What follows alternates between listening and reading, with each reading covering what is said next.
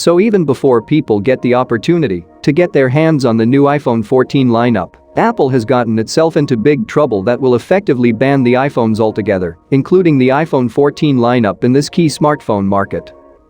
You see, removing the charger from the inbox content of the iPhones was a controversial decision, and even today, 2 years later, it's still a controversial decision because Brazil's Ministry of Justice has banned iPhone sales across the country, including the iPhone 14 lineup.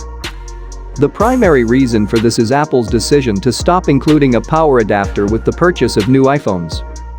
And not only that, but Brazil has also fined Apple $2.4 million each day it breaks this ban, which means if Apple stops selling iPhones or starts bundling the chargers with the iPhones, then it won't see this ban.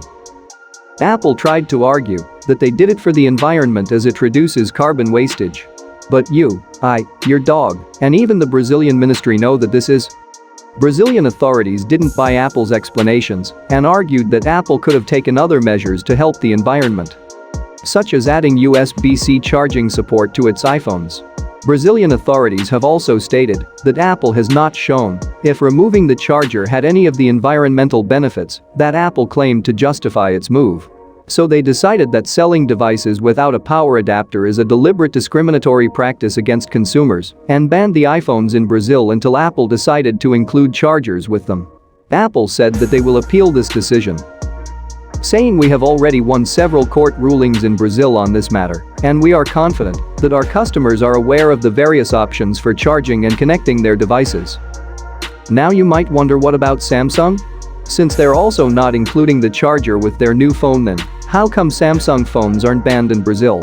Well, the reason Samsung phones aren't banned is Samsung directly worked with Brazilian authorities to bundle pre-orders of new Galaxy phones with a gift charger.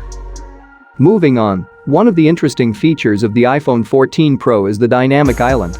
It effectively camouflages the pill cutout with information on things like notifications, calls, timers, music, and more. Now the beauty of the Android platform is that it's much more open to third-party app developers.